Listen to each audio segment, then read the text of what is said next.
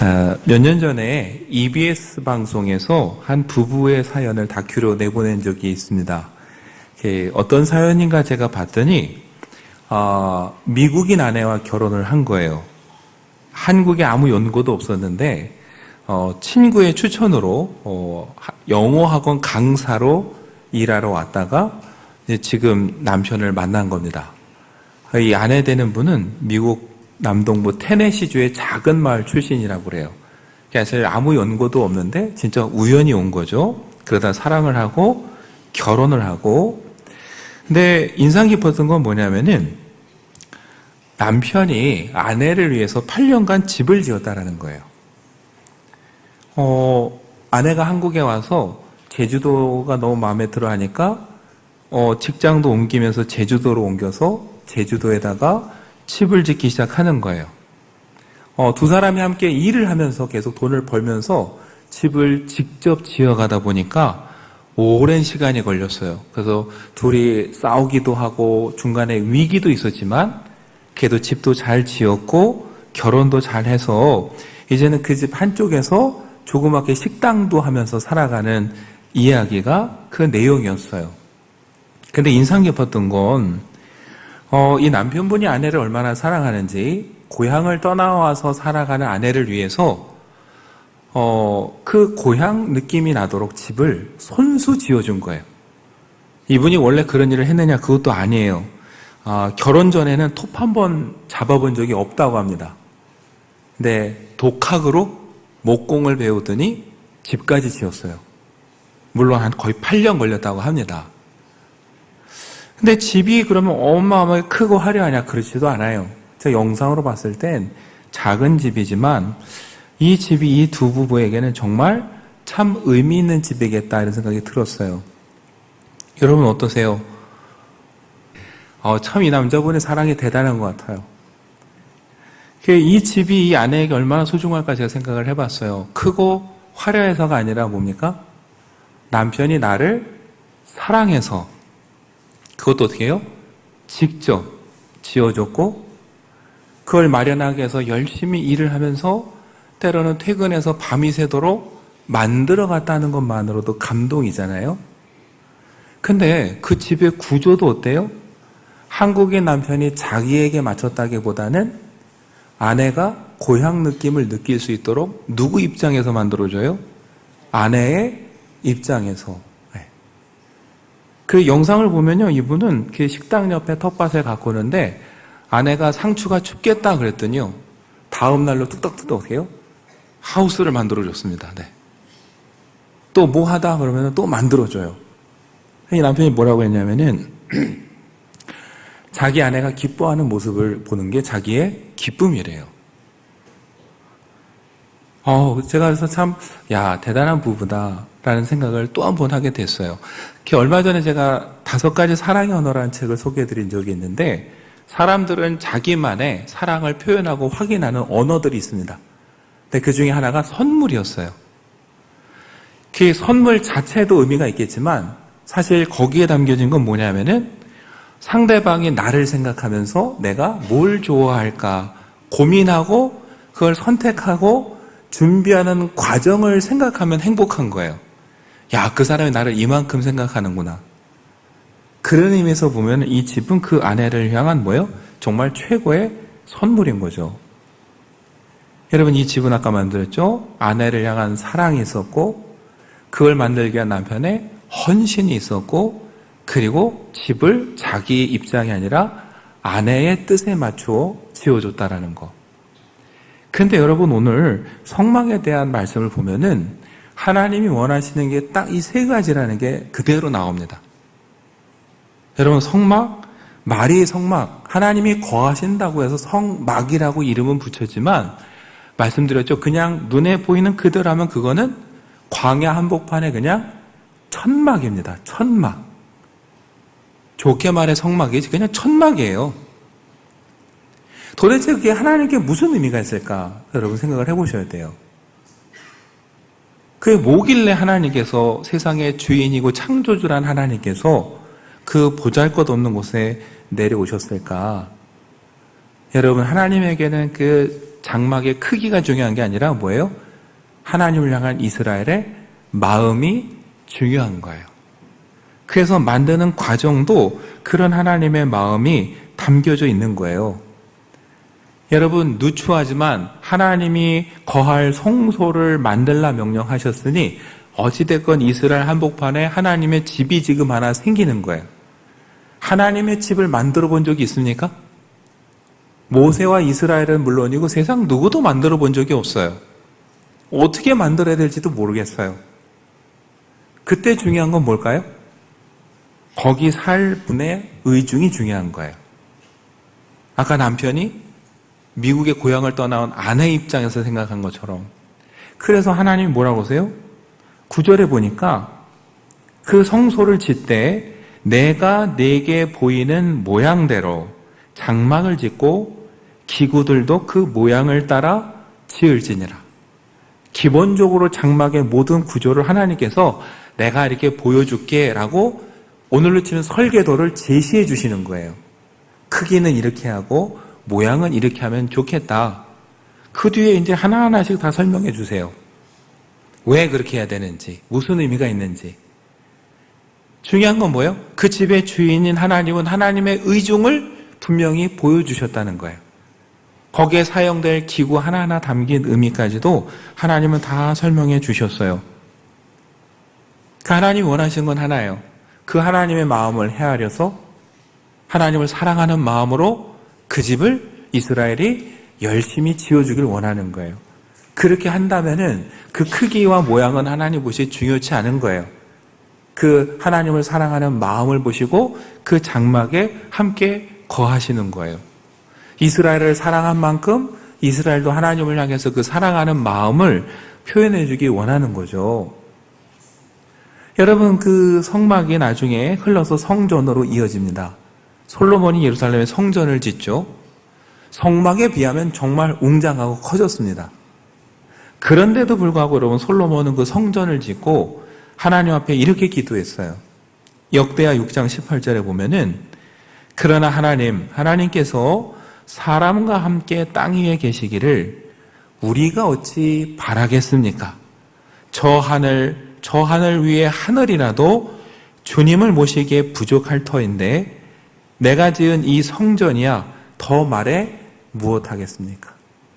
하늘 위에 하늘도 하나님을 모시기에 부족한데 하나님을 어떻게 이 땅에다 모시겠다고 우리가 기대하겠습니까?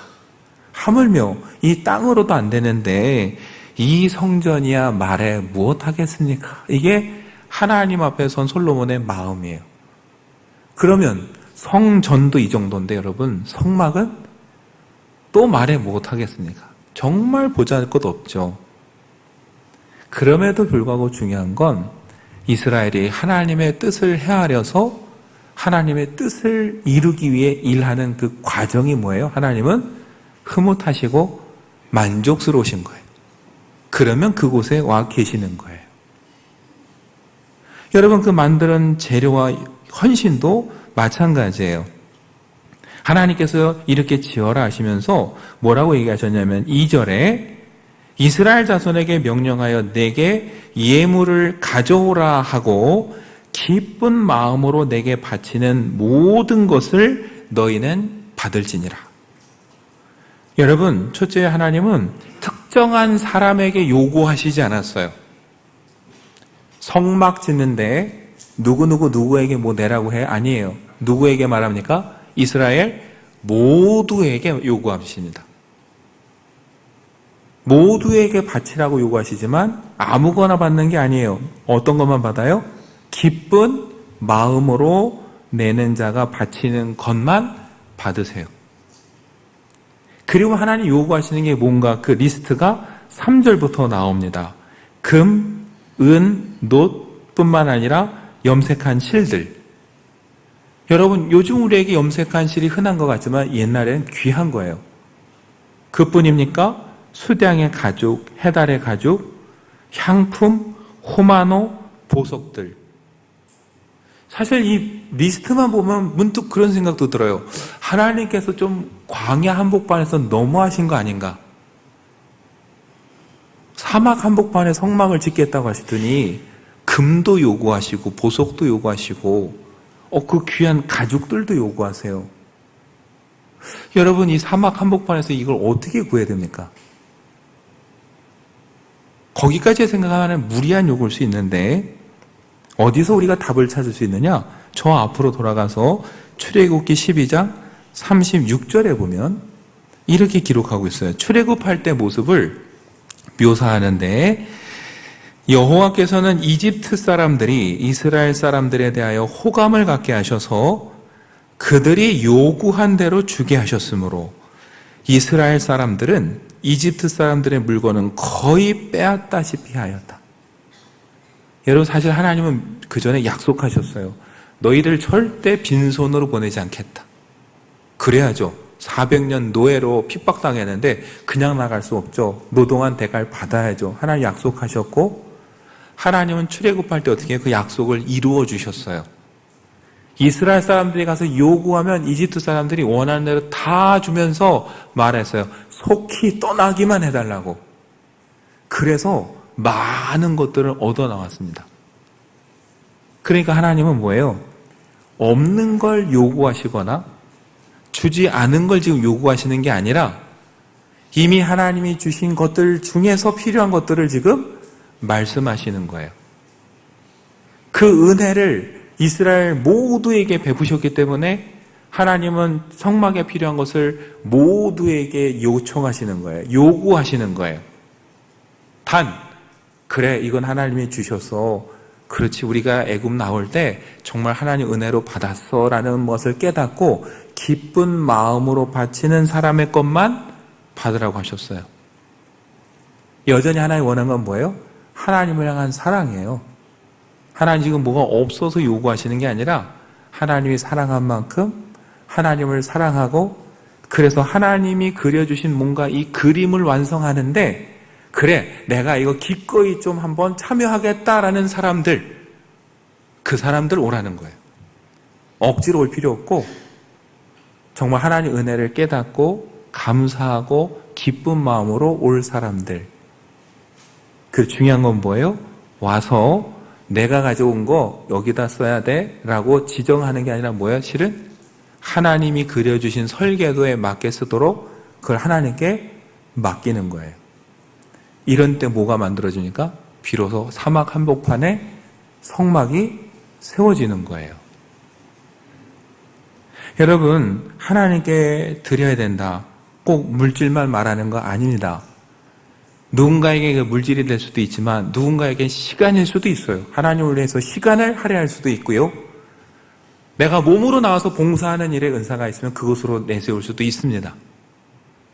이번에 우리 라오스 단교 선교를 갈 때도 라오스에 가는 사람도 있지만 남아서 월요일부터 기도해 주시던 중보기도 팀도 있고 가서 꼭 필요한 일에 후원해 주신 분도 있고 또 감사한 건 내가 가는 대신 청년들, 교사들이 세상을 배워보면 좋겠다고 그 비용을 대신 내주신 분들도 계세요.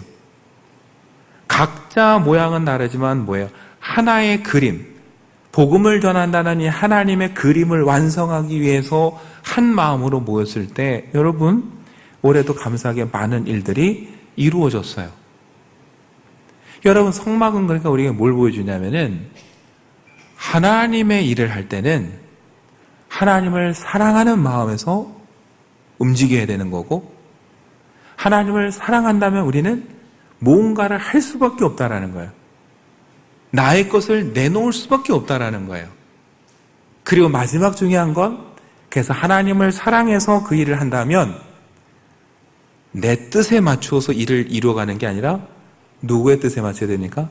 하나님의 뜻에 맞추어서 하나님의 설계도에 맞추어서 그 일을 할 때 여러분 광야에 성막이 세워질 수 있는 거예요. 오늘도 마찬가지입니다. 주님의 몸된 교회가 세워지고 하나님의 놀라운 일을 하는 데는 우리의 열정도 필요하고 헌신도 필요합니다. 근데 정말 놓치면 안 될 건 하나예요. 그 열정과 헌신이 어디에 맞춰줘야 돼요? 하나님이 그리신 그림에 맞춰줘야 되고 하나님의 뜻에 맞춰줘야 되는데 우리가 뭔가 열심히 하는데도 이루어지는 게 없고 갈등만 생긴다? 그럼 그때는 더 열심히 해야 됩니까? 아니에요. 더 열심히 할 게 아니라 우리의 방향이 혹시 틀리진 않았는가를 생각을 해야 되는 거예요. 하나님이 그려주신 그림이 아니라 혹시 내가 하고 싶은 일에 지금 열중하고 있지는 않은지. 여러분, 그러면은 문제가 생길 수밖에 없어요. 예수님이 일찍이 얘기하셨어요. 나더러 주여 주여 하는 자마다 천국에 들어갈 것이 아니라 그러셨어요. 누가 들어갑니까? 마태복음 7장 21절에 보면 하늘에 계신 내 아버지의 뜻대로 행하는 자라야 들어가리라. 예수님은 아셨어요. 사람들이 분명히 말할 거라고. 주의 이름으로 선지자 노릇했고 귀신도 내쫓았고 권능을 행했습니다 라고 정말 우리 열심히 했습니다라고 얘기할 걸 아셨어요. 예수님의 말씀은 단호해요. 네가 하고 싶은 거 열심히 한 거랑 나랑 무슨 상관이냐. 뭐가 중요해요? 내 아버지의 뜻대로 행하는 자라야 뭐예요? 천국에 들어갈 수 있다라는 것. 여러분, 열심도 중요하지만 때로 더 중요한 건 뭐예요? 그 열심의 방향, 목표가 더 중요하다는 거예요. 오늘 우리의 그 열심의 방향이 어디 있습니까, 여러분? 혹시 열심은 있는데 방향이 하나님이 그려주신 그림이 아니라 내가 그린 그림을 이루고 싶어서 내가 하고 싶은 거 혹시 거기에 집중되어 있는지 아는지. 여러분, 그러면 갈등이 생기고 시험이 올 수밖에 없습니다. 여러분, 참 역설적으로요, 아무 의욕이 없으면 시험도 안 옵니다. 네. 네. 아무것도 하기 싫고 하지 않는 사람에겐 시험도 안 옵니다. 누구에게 시험이 올까요? 열심히 하는 사람에게 시험도 옵니다. 네. 많은 걸 하다 보니 확률적으로도 시험이 올 수밖에 없죠. 또 하나, 열심히 하는데 내 뜻을 이루고자 열심히 하다 보면요, 시험이 오고 부대껴요. 서운해요. 알아주지 못해서 화가 또 나요. 내 뜻대로 안 따라오는 사람들한테도 좀 짜증도 나요. 그러니까 내 뜻대로 하려고 열심을 내다 보면 자꾸 갈등만 생기는 거예요. 이루어지는 거 없이. 근데 여러분, 하나님의 뜻에 맞추어서 이것은 제 것이 아니니 하나님 뜻대로 해주십시오라고 맡기고 하나님 뜻을 위해서 내가 따라가다 보면은 어느 순간 돌아보면 그림이 완성되어 있는 거예요. 각자의 자리에서 최선을 다했는데 그림이 돼가고 있는 거죠. 여러분, 이게 교회가 나가야 될 방향입니다. 그러기 위해서 여러분, 하나님의 음성에 귀를 기울여야 돼요. 열심히 달리기 전에 하나님께 기도하면서 여쭤봐야 돼요. 하나님, 이 방향이 맞을까요? 제가 하고자 하는 일이 정말 하나님이 기뻐하시는 일이신지 아니면 혹시 제 욕심은 아닐까요? 라고 우리가 묻고 기도하는 시간이 필요한데, 아시죠? 한국 사람들이 급합니다. 일단 뛰면서 생각합니다. 장점일 때도 있는데 방향이 틀리면 어떻게 해요? 다시 돌아와야 돼요. 안타까운 거, 그 가정에 형제들끼리 갈등이 생길 수도 있어요. 여러분 한번 생각해 보세요. 예수님의 생애를 우리가 길에 비유합니다. 예루살렘을 향해서 가는 길이에요. 혼자 가셨습니까? 제자들이 따라갔어요. 근데 문제는 뭡니까? 동상이몽에 서로 같은 길을 가는데 꿈이 달라요. 예수님은 십자가를 눈앞에 두시고 걸어가시는데 제자들은 각자 욕심대로 따라와요. 요한은 어떻습니까? 별명이 우레의 아들이에요. 사마리아 사람들이 예수님을 영접하지 않으니까 하늘에서 불을 내려 확 태워 죽일까요? 그래서 별명이 우레의 아들이에요. 욕심도 많아요. 누가 더 높으냐를 가지고 자기 형제들이 높은 자리에 찾으려고 계속 싸웠어요. 여러분과 자기 욕심대로 하다 보니까 옆에 사람하고 자꾸 싸울 수밖에 없어요. 이 자리가 내 자리인데 하면서. 베드로 어떻습니까? 수제자라고 하지만 정작 예수님이 십자가에 달려 죽으시고 부활할 걸 말씀하실 때 뭐라고 해요? 이 일이 결코 죽게 미치지 아니하리이다 그랬어요. 되게 좋게 얘기했지만 어떤 뉘앙스냐면 절대 그러실 수 없습니다 이거예요. 야단치는 거예요. 무슨 소리를 지금 하시냐고. 왜요? 예수님 따라가서 지금 하나 얻어야 되는데 죽긴 왜 죽어요? 네. 여러분, 가룟 유다는 어떻습니까? 이 사람은 열심당원, 젤롯이라고 전해져요. 어떤 사람들이냐면요, 자기 유대를 다시 회복시키기 위해서는 무력으로 독립해야 된다는 사람들이에요. 품에 단검을 차고 다니는 사람들이에요. 그래서 이 사람들을 시칼이라고도 불렀습니다. 점점 예수님을 따라가는데 자기 뜻하고 안 맞아요. 그러니까 어떻게 해요? 예수님을 팔아넘겨요. 여러분, 같은 길을 가는 것 같지만 꿍꿍이는 다 각자 있어요. 자기가 하고 싶은 일을 하고 싶어요. 그러니까 같은 가면서도 이 제자들끼리 맨날 싸우는 거예요. 누가 더 크냐? 누가 높으냐? 누가 예수님의 우편에 앉으냐? 그래서 하나님의 일은 아무것도 안 돼요. 여러분, 이들이 부활하신 주님을 만나고 변화되고 주님의 뜻에 다 순종할 때, 하나님의 뜻에 다 맞추기 시작할 때 비로소 뭐예요? 뭔가 일이 되는 거예요. 교회가 세워지고 땅끝까지 복음이 전파되는 은혜가 여러분 그 속에서 세워지는 겁니다. 오늘 이 성막을 보면서 그리고 예수님과 제자들의 모습을 보면서 우리가 한번 이렇게 되돌아봤으면 좋겠습니다. 저는 우리 교회 성도님뿐만 아니라 한국 교회 성도님들의 열심은 절대 부정하지 않아요. 제가 세계 나가보면 우리나라 교회 성도들만큼 부지런하고 열정적인 분들은 없습니다. 얼마 전에 저희 교회 왔던 홍콩 목사님이 묻더라고요. 여기도 새벽 예배 하시나요? 그래서 당연히 하죠. 그랬더니 몇 시에 언제 하냐고. 그래서 월요일부터 토요일 날 새벽 5시 반에 합니다. 그랬더니 그 시간에 어떻게 하냐고. 안 하면 이상한 거라고 제가 그랬어요. 맞아요. 우리는 열심 하나는요, 전 세계 어디 가도 뒤지지 않습니다. 이제 우리가 기도할 건 하나예요. 하나님, 이 열심을 가지고 제가 지금 하나님이 원하시는 그림 잘 그리고 있습니까? 아니면 제가 하고 싶은 거 하느라고 열심히 하고 있습니까? 하나님이 하나님의 일 열심히 하라고 건강도 주시고 물질도 주셨는데 혹시 제가 하고 싶은 일에 지금 그거 다 쓰고 있지는 않습니까? 그걸 한번 우리가 되물어 봤으면 좋겠어요. 그리고 이제 하나님, 제 뜻, 제가 하고 싶은 게 아니라 하나님이 그려주신 그림을 보면서 그 뜻에 맞춰갈 수 있는 그런 믿음의 사람이 되면 좋겠다. 저와 여러분이 늘 이렇게 기도하면 좋겠습니다. 그리고 저와 여러분이 아까 말씀드렸죠? 무엇을 하든지 간에 정말 이것이 하나님이 원하시는 일이고 하나님 기뻐하시는 일인가 우리가 기도하고 주님의 음성을 듣는 시간을 가졌으면 좋겠습니다.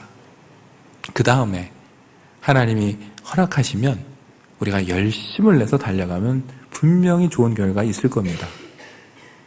아니, 우리가 기대한 그림과 설령 다를지라도 아들까지 주신 그 하나님께서 우리에게 더 좋은 곳으로 주시겠죠. 그러니 그것이 무엇이든지 간에 하나님이 우리에게 더 좋은 곳으로 주실 거라는 그 믿음을 가지고 여러분 그 결과도 하나님께 맡기고 내려놓고 그리고 열심히 달려갔으면 좋겠습니다.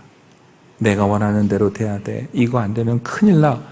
이런 마음으로 신앙생활하면 우리 너무 힘들어요. 그것도 하나님께 맡기고 정말 여러분과 제가 진리 안에 자유함을 누리면서 억지로가 아니라 기쁨으로 헌신하면서 신앙생활할 수 있는 그런 교회가 되기를 간절히 축원합니다.